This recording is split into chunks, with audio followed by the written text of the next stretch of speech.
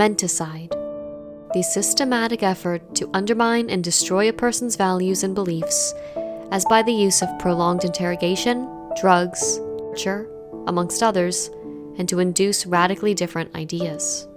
All forms of programming are based in some kind of trauma. Hi, I'm Alexandra, and this is the 5th part of the Programmed series. If you've not watched all of the previous videos, please do so before continuing. Today, we'll be discussing the methods used in trauma-based programming, such as how they create dissociative identity disorder, then using those dissociative parts to program individuals. There's a lot of information about what Monarch programming is, but very little about how it is done.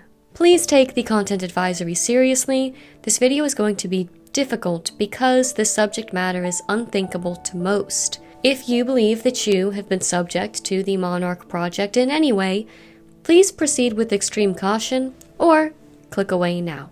The terms and information in this video are complex and should be viewed in context of the subject matter. The term trauma-based mind control will be referred to as TBMC. I have removed the most extreme and graphic aspects of TBMC, so please understand that the reality is much worse than what we are going to talk about in the rest of this series. The start of the series focused on the broad aspects of programming, and now we're pinpointing to as narrow as it gets. Let's get started. The first thing I asked in this programmed series was, who built your frame of reference? An inadequate frame of reference results in an incomplete understanding of history. So much has been hidden or redacted from our past that makes us powerless to the atrocities happening in our world, of which most are unaware. Esoteric is a hidden meaning or private information that only a select group know about. Exoteric is the opposite of that, what is understood by the majority of the people. The topic of this video deals with the esoteric reality of our world. Many are entirely unaware of. Without this information, the world as we know it fails to make logical sense. It appears as either chaotic nonsense to the casual observer or relatively fine to those who are asleep. Both of these assessments are anything but true. The first step in solving any problem is recognizing there is one. You also can't find a resolution by making excuses or ignoring it. First, you must admit there is a problem. MKUltra and its many sub-projects were discussed in previous videos. Today, we are focusing on what became of them, especially one project in particular, Monarch. All of the other projects and experimentation led to this. The purpose of mind control, which is a combination of brainwashing and indoctrination, is to compel victims of RA to keep the secret of their abuse, to conform to the beliefs and behaviors of the cult, and to become functioning members who serve the cult by carrying out directives of its leaders without being detected within society at large. So what do you get when you combine the elements of a cult and covert mind control experimentation? An undetectable underworld of chainless slaves. Who are the agencies involved in programming? As previously stated, cults, government agencies, and child trafficking rings are the most common, and most of them overlap. For example, the CIA fits all of these. MKUltra has evolved into what most call Monarch Programming, which is sometimes used as an umbrella term to describe all trauma-based programming and mind control. However, it is not officially called Monarch Programming. It's called Marionette Syndrome, Trauma-Based Mind Control, Thought Control, or Designer Programming. The monarch butterfly is the typical symbol of Monarch Programming. This is due to the genetic ability of the monarch butterfly to migrate. It's the 4th generation of the monarch that does this. Trauma changes genes, and these epigenetic alterations are then passed on to the next generation. This is also called intergenerational trauma, which allows the next generation to be programmed more easily. Through the years, Monarch Programming has become a blanket term for trauma-based mind control. Programming is still being implemented today. The methods have progressed as technology has progressed. Programming can be completed at what are called black sites. The following are quotes from documents confirming the existence of black sites.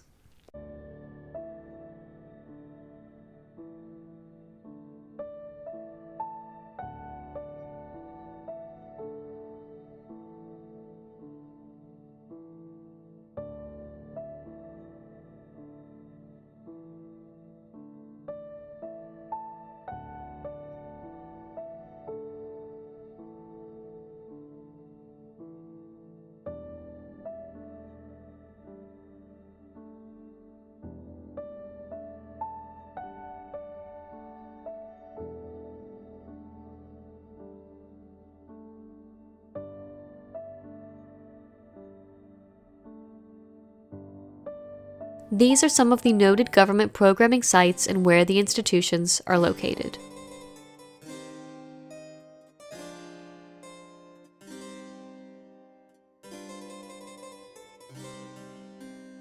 China Lake is a base used for experimental weapons and programming. Some children initially begin their programming at China Lake, then are transferred to other facilities for further programming. Due to the earthquake in 2019 and the damage it caused to labs, TBMC programming has been limited while they are repaired. The Michelson lab was used for virtual reality programming and mirror programming. Due to China Lake's research, they have connections with many other intelligence programming facilities. Some alleged abusers, past and present, are listed here.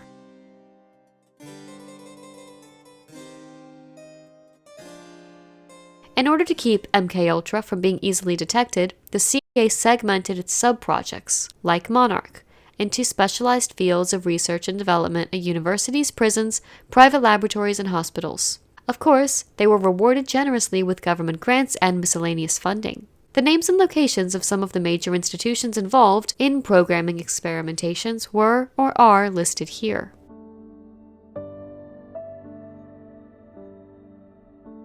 And here are some others that include military installation and bases where maximum security is required.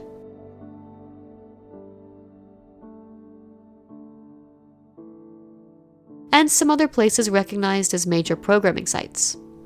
Different sites are used for different things. Some are for base setting, others are specific to near-death traumas, types of scripts or implants being placed depending on the programming being created.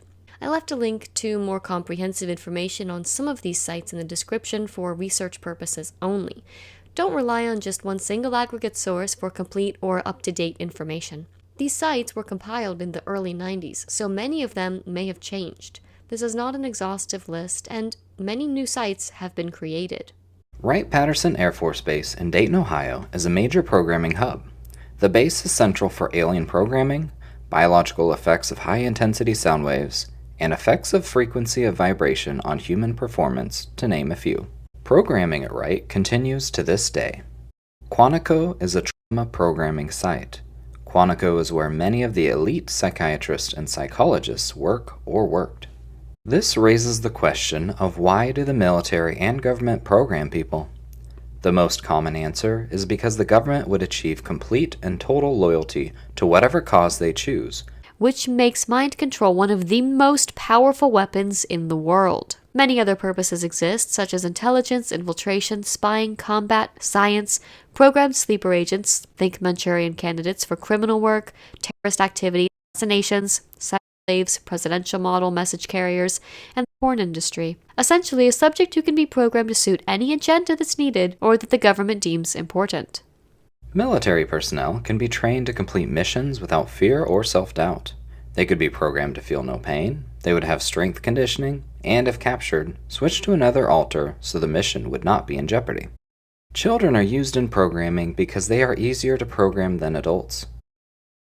As you'll recall, the purpose of mind control, which is a combination of brainwashing and indoctrination, is to compel victims of RA to keep the secret of their abuse, to conform to the beliefs and behaviors of the cult, and to become functioning members who serve the cult by carrying out directives of its leaders without being detected within society at large.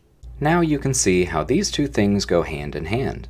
The goal is to control the individual, create alters to complete specific tasks without memory so the individual has the ability to function in society undetected, as well as keep the secrets of their trauma.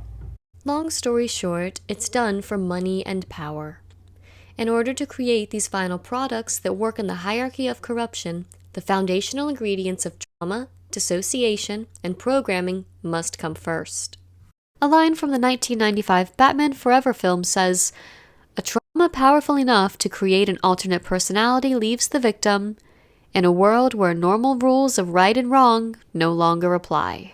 If the overwhelming traumatic event could not be taken in, it is dissociated. There is a split in experience. Experience that is too overwhelming to be assimilated will cause a division of experiencing and knowledge. Part of self-experience will be separated or split off from one another, and one part of ourselves will not know of other parts of ourselves. The result of trauma is dissociation. The actress Evan Rachel Wood explains dissociating during trauma. My name is Evan Rachel Wood, and I'm an artist, but I am also a domestic violence and sexual assault survivor and the single mother of a young boy. There are two specific instances of sexual assault and violence I've experienced that really stick out in my mind. In fact, they are burned into my brain, branded there for life, a mental scar that I feel every day. My experience with domestic violence was this: toxic mental, physical, and sexual abuse, which started slow but escalated over time, including threats against my life, severe gaslighting and brainwashing. In this moment, while I was tied up and being beaten and being told unspeakable things, I truly felt like I could die, not just because my abuser said to me, "I could kill you right now," but because in that moment I felt like I left my body and I was too afraid to run. He would find me. I froze, and it was as if I could see myself from the outside, and for the first time in months I felt something: utter shame and despair. I had no idea what to do to change my situation, so I went numb, and soon I couldn't feel anything. I wasn't alive. My self-esteem and spirit were broken. I was deeply terrified, and that fear lives with me to this day.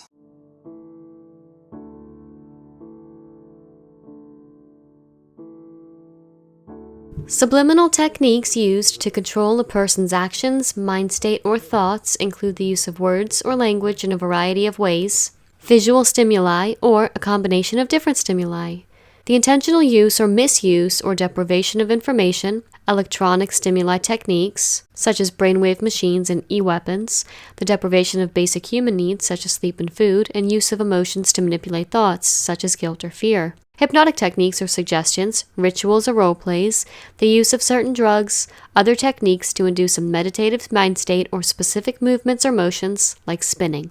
None of these are used alone. Instead, a combination of these techniques is used in trauma-based mind control, or TBMC. Programming has to be done intentionally and by trained people. Programmers have a programming book or laptop for each subject where they lay out the script early on and sometimes before birth. This is planned and deliberate. Larger abuse networks lack enough of the so-called professionals, and the few there are often help in several organizations or branches. One survivor of TBMC from Germany confirmed this by saying their father was brought in to help other cults and trafficking rings with programming.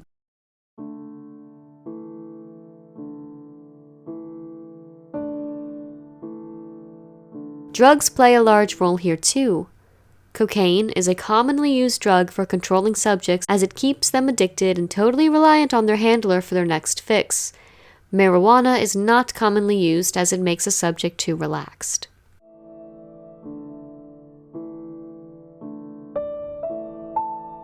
The initial process begins with creating dissociation within the subject, usually occurring from the time of birth to about 8 years.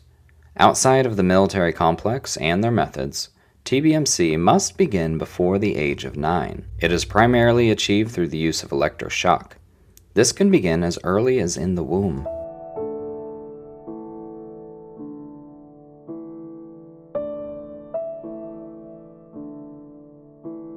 Trauma-based dissociation is a disconnection and lack of continuity between thoughts, memories, surroundings, actions, and sometimes identity. The goal is compartmentalization of the brain via trauma-based mind control, drugs, hypnosis, and electric shock. Consider the way the electroshock collars are used to teach an animal to obey commands. This could be used at a much higher voltage on humans to force them to conform to their abuser's will. MKUltra, along with its many sub-projects, including Monarch, use a combination of psychology, neuroscience, and occult or unusual rituals to create within the subject various personas or parts that can be triggered and programmed. Dissociation is the mind's defense mechanism against the torture being endured. The fragments can be taken and programmed by a programmer, which will give each one things like its own personality, abilities, and languages for their use. These parts are sometimes called alters. Programming creates a system that is internal, or in the person's internal world. In program systems, alters are kept in their assigned areas, and amnesia barriers prevent them from accessing other areas of the system. Each alter can have its own posture, set of gestures, and hairstyle, as well as a distinct way of dressing and talking. Some may speak with an accent. This sounds dramatic, but most of it is undetectable. Don't believe the lie that switching is extremely dramatic. For example, two computers may look the same on the outside, but they run completely different software. The point is, you can't tell if someone is programmed by looking at them. DID is a disorder structured around concealment, not dramatic switching.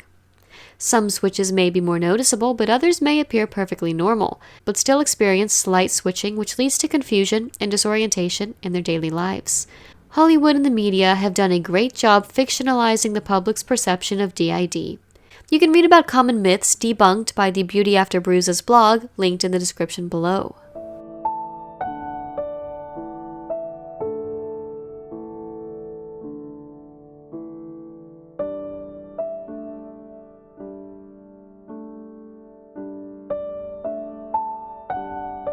I am not a professional. I am just a researcher.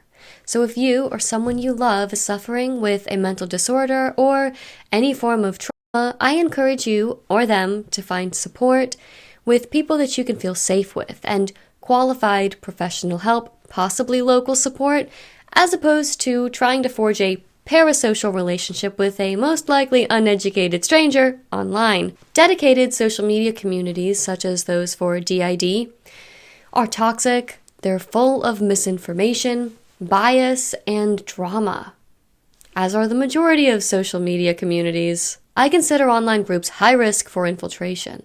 Don't confuse interaction with true community and support. You deserve better. I also want to add that disorders do not define the people who have them. It's just a set of symptoms that can be managed or understood once identified. Also remember that not everyone with DID is a victim of TBMC. But the focus of this video is specifically Monarch, which is built around the intentional creation of structural dissociation. Dissociative identity disorder, or DID for short, used to be called multiple personality disorder.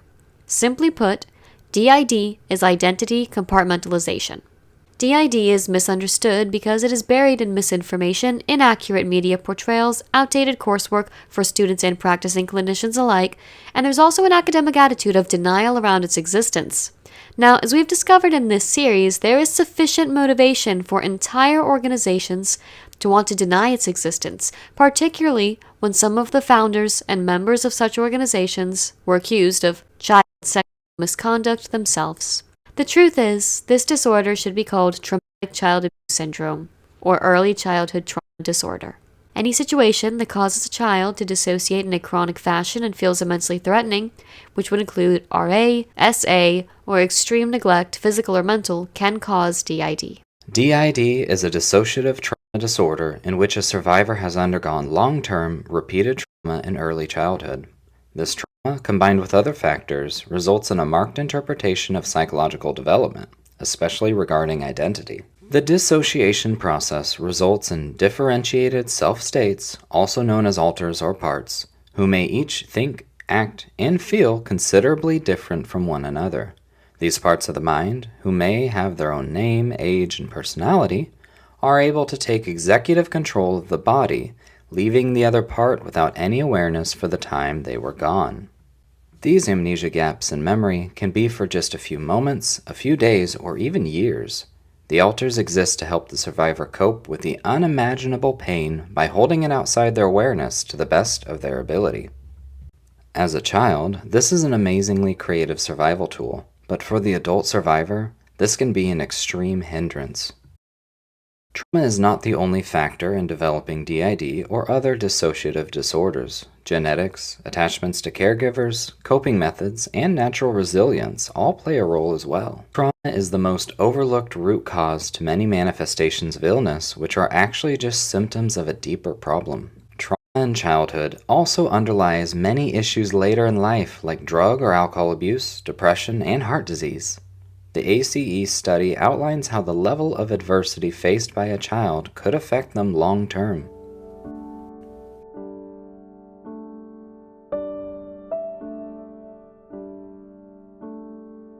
What is traumatic to any given individual is best understood in light of the 3 E's: the event, the experience, and the effects. One example of an outdated understanding of DID is that the person's mind, or the core, shatters after exposure to prolonged trauma causing these altered personality parts. The current understanding is the theory of structural dissociation, which states that DID results as a failure to integrate into one identity, not a whole that breaks, shatters, or initially splits. It's a whole that never forms cohesively. The theory of structural dissociation works off of the assumption that no one is born with an integrated personality. Instead, infants operate based off of a loose collection of different ego states that handle their different needs: feeding, attachment to a caregiver, exploring the world around them. Over time, these ego states naturally integrate into one coherent and cohesive personality, usually by the age of 6 or 9. However, childhood trauma disrupts this process. Different ego states are left unable to merge with each other due to conflicting needs, memories, or learned action paths or responses to trauma. A dissociative mind is not a whole that breaks. It's one that just never came together into one fully communicating mind like it does for everyone else. Everybody starts out as scattered pieces when they're infants. Through childhood development, attachments are made, relationships become consistent, needs are met, and slowly those pieces begin to integrate into larger pieces. Over time, those pieces develop self-awareness and continue to merge and formulate one stable, solid sense of self. In short, DID is ultimately a trauma disorder, not a personality disorder. Many cults and closed groups use programming methods that don't lead to DID. Starvation, limited interaction, sleep deprivation, love bombing, and isolation are some of the methods used. These methods don't necessarily lead to DID. Designer programming, or Monarch, is the forcible creation of DID as a means to an end. By no means is DID new. In fact, it was referenced over 100 years ago by psychiatrist Pierre Janet, who coined the word disaggregation to identify changes in consciousness which disturbed the normal, well-integrated functions of identity, memory, and thought in several of his patients. This term was later translated from the French as dissociation.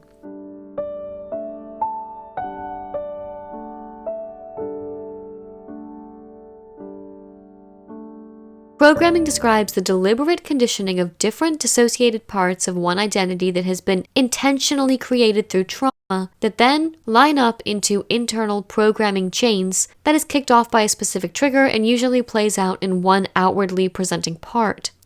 Let me give you a made-up example. During the winter, Christmas decorations are everywhere. The phrase, "chop down the tree," is said as a trigger for an internal part that, when heard, will do some action inside or internally, like open a door or give a sign, to trigger another part that will then go to another part and trigger them, which may lead a return home part to come out and go back to the cult or group for a set date. A great deal of Monarch programming, as well as the drug trade, is done under 3 major covers or fronts. Religious fronts, like those that we discussed in Part 2 of this series, national security and the military, as we discussed in Part 3 of this series, and the entertainment fields, especially the country, pop, and rock music industries, as well as Hollywood. Programming is a method of mind control used by many organizations for covert purposes that's entire foundation is based on traumatization of the victim using RA and or terrifying occult rituals in order to induce dissociation. Once this occurs, an internal world can be created and alter personas can be programmed using tools such as music, movies, especially Disney productions, and fairy tales called scripts. These mediums enhance the programming process using images, symbols, meanings, and concepts. Created alters can then be accessed using trigger words or symbols programmed into the subject's mind by the handler. If that's not the most literal definition of mind control, I don't know what is. A logical question to ask would be, is the family involved? Family members may not always have direct knowledge of the details, but yes, they are complicit. They may be involved directly and indirectly. Family members may ignore bruising, bedwetting, sexual abuse wounds, other trauma wounds, dissociation, amnesia, and other trauma responses. Family members participate by upholding the secret atmosphere in which programming happens. They allow the child to be accessed by programmers or the handlers and many other abusive behaviors that may not involve physical violence to the child. Families can also be involved passively in the process by doing the following. Passive family involvement includes, but is not limited to, gaslighting, neglect, verbal abuse, starvation, sleep deprivation, and the silent treatment. A handler is the primary abuser and has the means to access the system or the subject. What is the difference between a programmer and a handler? A programmer's tasks are to traumatize the individual, monitor the structuring of the internal world, link programs, codes, place alters into their assigned areas in the system, ensure the script is known, the quotes for the script are known, recovery allowed for the trauma, balancing the system, the building and layering of a system, etc. Programmers will program several individuals as programming sessions are staggered. The handler controls the individual and has the access codes to the system, alters, maps of the system, and has limited involvement in the programming process as a whole compared to the programmers. The handler will bond with the individual, but doesn't inlay the scripts, levels, administer psychotropics for the programming session, etc. There does need to be a handler for TBMC. The handler will have the codes, triggers, names of the alters, map of the system, and means to access the alters in the system. For RA or organized abuse, there does not have to be a single handler. It is important to note that no two survivors' programming will look exactly the same. Each subject's experience is unique. Not just anyone can be programmed. Believe it or not, there are criteria in order for a child to be programmed. Some examples include the ability for dissociation. Programming must begin before the age of dissociation is passed. Family must be involved in the programming. Programming can be completed in a controlled environment. If you did not grow up in a cult, a large sex trafficking group, or a church that had full access to you most of the time and controlled your living environments, it is very unlikely you have been programmed. There are generally two different types of victims. One, a majority of the subjects come from multi-generational, self-professed Luciferian families or bloodlines and are programmed, quote, to fill their destiny as the chosen ones or chosen generations, end quote. This is no different than the royals who pass down memories and lineage through bloodlines. There's a spiritual and supernatural component to the bloodlines and genetics of both MyLabs and monarchs. We discussed MyLabs in the previous video. This is not an alien concept. Consider the American mob or mafia. They operate in the underworld with circles within circles, and ranks and hierarchies. They pledge allegiance not to a country, not to laws, but to the knife and the gun. Bloodlines are very important in the roles of the mob. Second, third generations are very powerful. Just because someone is an adult, even if they have left the cult they were born into, doesn't mean the cult will stop trying to get them back in and use them for things like a transfer of power. Some victims are adopted out to families of similar origin. The pattern of family members affiliated with government or military intelligence agencies should be noted. 2. The expendable ones were the non-bloodliners, usually coming from orphanages, foster care homes, or incestuous families with a long history of pedophilia. Children can be raised by other families for programming purposes. Children can be from the child welfare system, adopted, foster families, children's homes. Families can be blackmailed into providing a child, and in rare cases, kidnapped. Many of the subjects come from families who use religion as a front for their activities. Occult or butterfly tattoos are common on this type, as bloodlines rarely mark their skin. There is a lot of information out there attempting to answer the question of what Monarch Programming is, but I really want to drill down and clear up misconceptions and answer the difficult question of how. How is it done?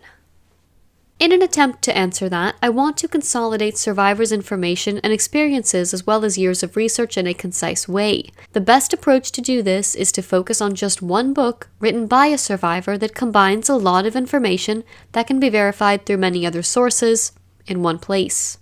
I'm going to give one final content warning before beginning this next part. The following section, while not visually graphic, contains descriptions of how the trauma is induced during programming. And don't worry, no one can be programmed via the internet or with random bits of info.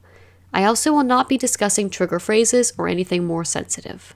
The following excerpts are from a 2014 book called Chainless Slaves, written by a survivor of TBMC, who was programmed via the military, both in the US and Europe. Their pen name is Oz, after the script used to build their system. Trauma-based programming can be defined as a systematic and calculated torture that blocks the subject's capacity for conscious processing. Trauma programming employs suggestion, hypnosis, and/or classical and operant conditioning to implant thoughts, directives, and perceptions in the unconscious mind. The behaviors are implanted in trauma-induced dissociated identities that force the subjects to do, feel, think, or perceive things for the purposes of the programmer. The objective is for the subject to follow directives with no conscious awareness, including execution of acts in clear violation of the subject's moral principles, spiritual convictions, and volition. The primary factor for the trauma-based programming is the ability to dissociate. Dissociation is used as a defense to protect a subject from overwhelming pain and trauma. It is a natural ability of the brain. Installation of trauma programming relies on the subject's capacity to dissociate, pain threshold, and imagination, which permits the creation of new, walled-off personalities to hold and hide programming. Genetically predisposed dissociative children are prime candidates for programming. The subject's ability to dissociate is a major requirement, and it is readily found in subjects that come from families with multiple generations of abuse. Mental dissociation enables the handlers to create walled-off parts in the subject's psyche, which can then be programmed and triggered. The subject cannot be traumatized indiscriminately, or they will be killed. The master programmer has to know what they are doing. There will be doctors, heart monitoring equipment, and other medical tools used in programming. Programming foundation is completed in a clinically controlled environment to ensure entire control of the subject. The type of programming which is placed in a subject varies. The subject's creativity and their purpose in life would contribute to the uniqueness of the programming. Each subject visualizes differently, and the programmer works with the subject's creativity. Some parts will be formed solely by the subject in order to cope with life. Each subject exists in their own circumstances. There are often common features in how they are controlled. The common features of control in subjects are symbols, colors, and scripts. The foundation of trauma-based programming is fear. A deep spirit of fear cripples a subject spiritually and emotionally. Guilt and shame are two more foundations for programming. The guilt will bind the subject to the programmer, handler, and other individuals who have been selected. This will lead to a loyalty that will make the subject less willing to disclose activities and past trauma. Programmers cause intense trauma to individuals through the use of electroshock, torture, abuse, and mind games in order to force them to dissociate from reality. Programmed individuals are used for different purposes: the sex industry, military, occult practices, and cults, to name a few. Organizations have programmed subjects that are expendable. These individuals are used in smut films, one-time use saboteurs, breeding, soldiers, drug couriers, used in rituals, and for training and traumatizing other subjects. Subjects who have been given a designated purpose in life will have their genealogies hidden. They will have been programmed to have a cover life to ensure they will not be detected. Some children live in foster homes with adopted parents or with caretakers and guardians. Because these children reside with non-related programmers, these categories of children are commandeered to become program subjects of the intelligence agencies. Children will not question the synthetic reality they are introduced to. Children are conditioned to believe what they see, feel, taste, hear, and touch. Using these 5 senses, the programmer can control the child's surroundings. The experiences introduced to the subject will lead to an altered reality that the programmers can build and manipulate to meet their desires. Traumatizing an individual on a specific day, their birthday, Christmas, Halloween, for example, is more damaging as the date won't be forgotten and will occur once a year. Trauma programming on specific dates allows the programmer to inlay clocks for triggering desired actions. To make sure that the subject's mind develops properly, the baby will be interacted with so that those areas of the brain which are important for development will develop to the maximum. Common everyday items that surround the subject will be given unique meanings. The songs that the subject hears on the radio will have trigger words. The lyrics will be scripted so programmed meanings can be attached to certain words and lyrics. Something such as watching TV, listening to the radio, or a sermon may have trigger phrases and programming cues in them. If possible, the programming process begins in the womb. Allegedly, there must always be a minimum of 2 programmers working with a subject. This prevents a programmer from being either too severe or permissive or developing too close a bond with the subject. The higher the IQ of a given subject, the further they can be programmed. If the IQ is high enough, their abilities will be studied and the needs of the organization and determine how the subject can be further used. Once this determination is made, the subject will be brought to one of numerous facilities throughout the US or abroad for further and final programming. Once the subject is programmed, they will be recalled on a yearly basis and given hypnotic reinforcement of the original programming, or new programming will be inserted to modify the original programs. If no new programming is needed, the reinforcement programming can be done on a mass scale. Hypnosis is used to steer a subject's mind in the direction that has been dictated for them. New patterns of thought, feelings, and behavior are inserted to build confidence in the goals of the programmers. Hypnosis is used to anchor suggestions about sleep patterns, panic programs, phobias, health healing programs, health problem programs, pain control, pain programs, motivation programs, a suicide program called hypnosleep, an insanity program, and countless others. The mind links together a series of mental processes. These links are called K-lines. Much of what the mind does is activate various K-lines so the mind can focus its conscious thinking. Once a K-line works, the mind, in order to prevent itself from making uncontrolled changes, gives priority to those K-lines. If the mind did not set up a series of K-lines, it would continuously have to relearn unimportant tasks that would make it impossible to accomplish things in everyday life. Every skill would have to be constantly relearned. Emotions and needs trigger the mind to search out K-lines to accomplish a task quickly. During programming, the untrained K-lines are brought up to the top of the conscious mind. The programmer now has access and control over many or all the cognitive processes, including many the subjects would not normally activate. Under hypnosis, the mind willingly allows the programmer to change K-lines without the normal unconscious, conventional restraints. Using behavior modification techniques, the programmer activates dormant K-lines and builds them into the mind. During hypnosis, the mind has made the decision to accept control statements from the programmer. The mind has abdicated its position as the one in control of what is vital. There are several ways to modify a subject's state of consciousness. The most useful one by programmers is to use a combination of drugs and hypnosis. Drugs are used to facilitate hypnosis. Modern drugs do almost all the work for the programmer. They place the individual in a changed state and distort many perceptions of the subject. The distortions induced by the drugs are used to the programmer's benefit. Hypnosis or hypnotic trance is a form of dissociation. There are a number of types of dissociation: amnesia, subject states, localized paralysis, anesthesia, and hallucinations. Hypnosis can reproduce all of these dissociative states. During the hypnotic trance, the human mind is at the pinnacle of its ability to quickly learn. What may take years to learn will be accepted by the subject's subconscious in a few sessions. The brain operates at several different brainwave patterns. The brainwave patterns here are listed from the most active states of our life to the most relaxing: beta, alpha, theta, and delta. The next part of this series will be an overview of these states and the internal programs of TBMC. A hypnotic suggestion given to normal subjects lasts about a week, so reinforcement is necessary. The programming suggestions are layered in using torture and psychotropic medication. The suggestions are protected dissociated parts. These scripts, which are layered in, are almost impossible for the subject to be aware of.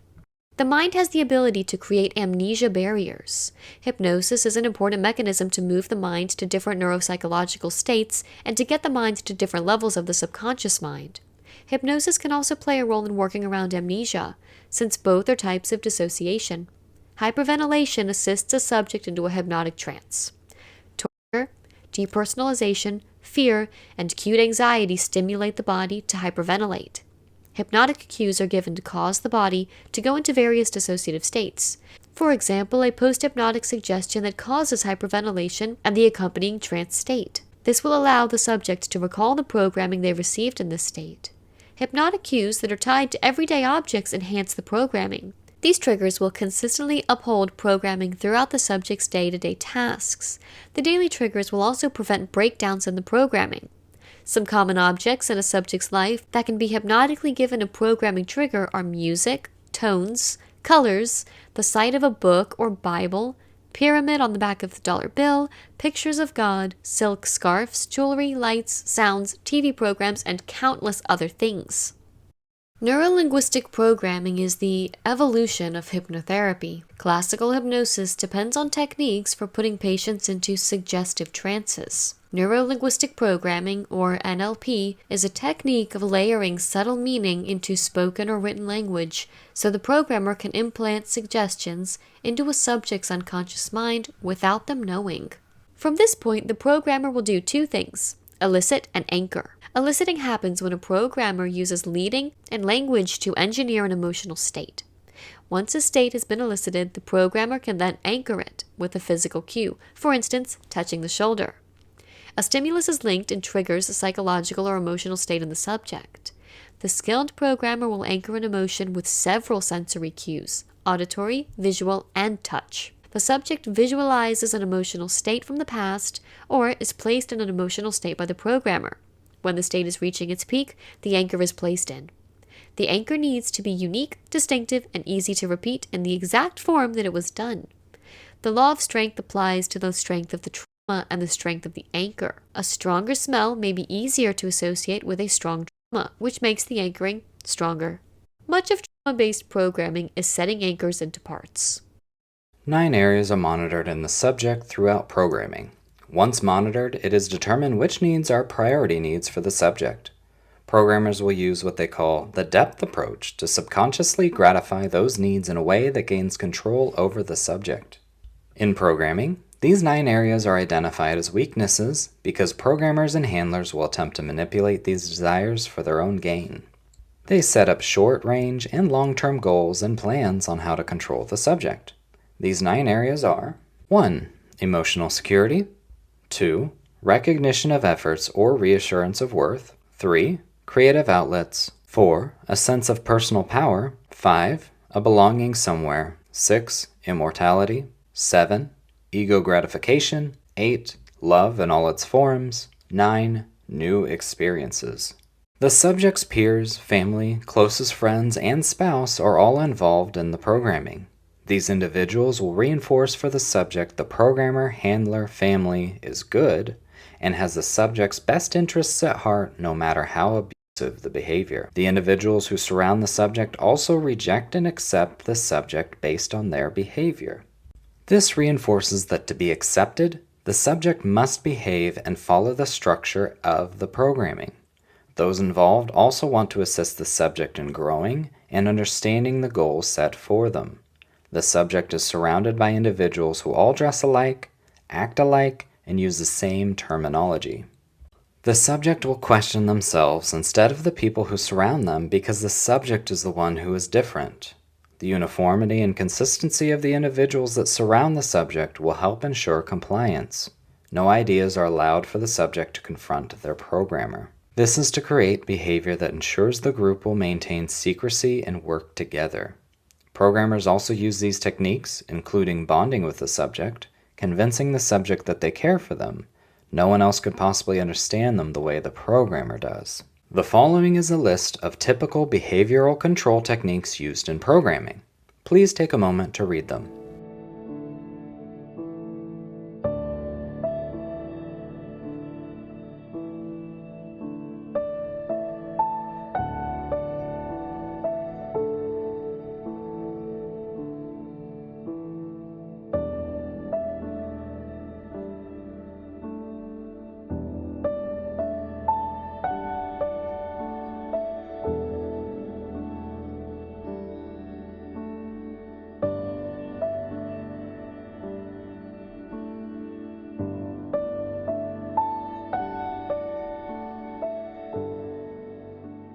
One of the central functions of programs is to cause the subject to physically and psychologically re-experience the torture used to install the programming should they act in violation of the programmed commands. The most complex programs consist of personalities buried deep in the unconscious mind perceiving themselves, visually in images and somatically in experiences like pain, suffocation, or electric shock, to be attached to or trapped within structures such as buildings, devices of torture, machines, containers, etc. These structures serve as containers for the programmed commands, messages, and information. Programming continues to control the subject's thoughts and actions for decades, often for life, with no conscious awareness of the programming or of the personalities under its control, usually completing programmed actions unconsciously, sometimes feeling only a conscious compulsion to do or not do something. Programmers gain access to subjects of other groups and deliberately program over competitor groups' programming to dominate the behavior of the person. Attempting to remove or disable it without great expertise sets off programmed self-destruction and negative mental health consequences, all by the programmer's intentions. The creation of alternate personalities divides responsibility within a person. A programmer and handler will form widely differing relationships with the different parts. When programming begins, it must be simple enough that a child can understand. The child's creativity must be guided by torture and the programmer. The programmer, demons, and the child's creativity work together with the dissociation to create parts. All the programming of subjects is anchored in trauma.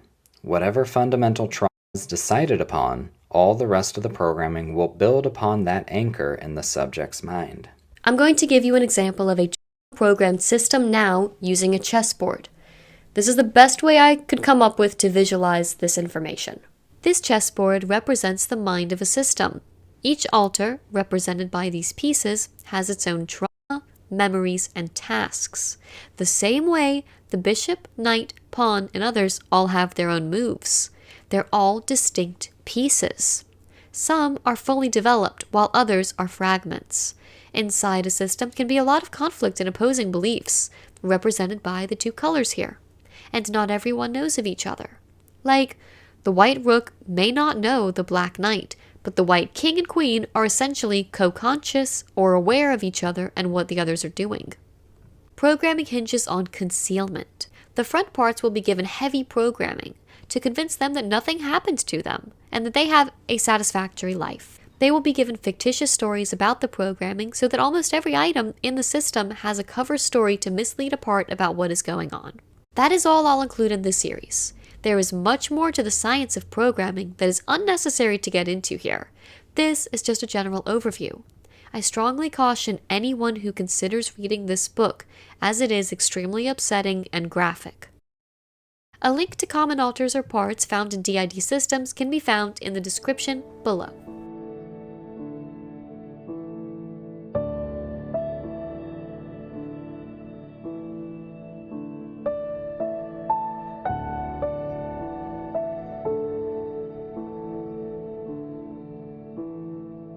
Please take a moment to read these important characteristics of RA as they pertain to what we have discussed.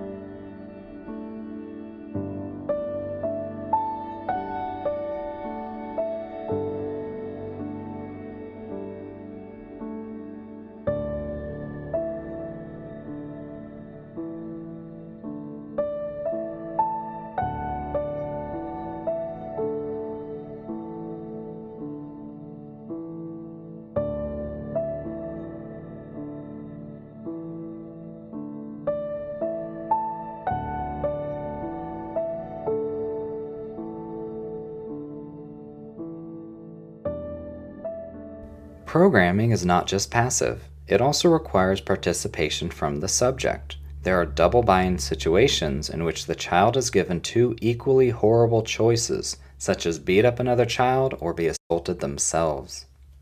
Some more examples of double binds employed. Because parts often have specific purposes, some parts can be created by programmers that are given negative, spiritual roles with names to match. For example, a part may be named unforgiveness, shame, or sin. For a part like this to trust someone, the part would feel it was giving up its name and therefore its identity. By combining the name with an identity, the programming intends to double bind the part. Alternate gentleness with severity. If the person who claims to care for the subject harms them or abandons them to be harmed by someone else, the ability to predict what is going to happen vanishes when punishment is partnered with kindness. Control over their environment is stripped until they quit trying to think for themselves and submit to the environment around them. Before we conclude this video, here is a list of examples used in RA. Please take the trigger warning seriously, as this can be upsetting. But I cannot answer the question of how programming is done without addressing the physical maltreatment aspects. Unfortunately, this is not by any means a complete list either. For censorship reasons, I will not be reading these 3 specific lists out loud.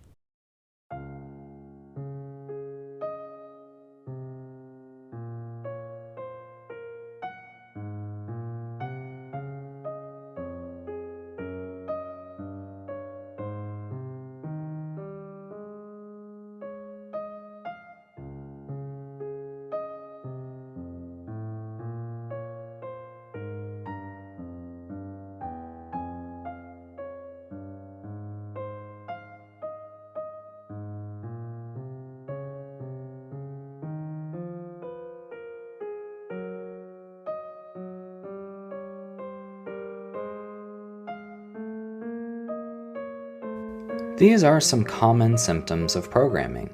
Phrases that repeat, feel very familiar, have great emotional impact, trigger self-harm, dissociation, switching, inaction. Phrases that tell the person to do something that would be dangerous, harmful, or unsafe. Phrases that are not heard loudly, clearly, but that seem to be continually running behind the conscious mind. Often, the language will be formal. Suicidal and self-harm impulses and/or thoughts that go against how a person truly feels. Feeling as if they have to do something without having a choice or see no other way out of a situation. Fear of water. Familiar common sayings, nursery rhymes, children's songs, or portions of popular songs are often cues or triggers for programming. They may be an indication of programming if the person hears them repeat on a loop in their head, making them uncomfortable but can't make them stop. The person did not grow up hearing them, but they persist inside their head. The person remembers them being used during abuse. Cold, violent words replace the regular lyrics, but the tune remains the same, and constantly hears them repeat inside their head. Feeling of spinning, high pain tolerance, unusual scars on the body with no memory of how the injury occurred, dissociative symptoms, CPTSD or PTSD symptoms, items, food, symbols provoke a phobia response, repetitive robotic statements that do not make sense in context of dialogue, feeling unable to talk, sudden intrusive, violent, gruesome, or death-related images that appear in the person's head about themselves, someone they know, or a pet. All survivors, no matter how many parts they have or what experiences they have been through, can unlearn the abusive lessons of childhood and begin to choose how to act of their own free will. By no means is this easy, but it is possible. Programming is not permanent. What survivors need from others is patience, support, and understanding. The most important thing you and I can do for them is listen. The next part in this series is going to be a breakdown of various levels of Monarch or designer programming systems. It will be a vague outline of what each level is used for and what it entails. Alright, thanks for watching this video. I will see you all next time.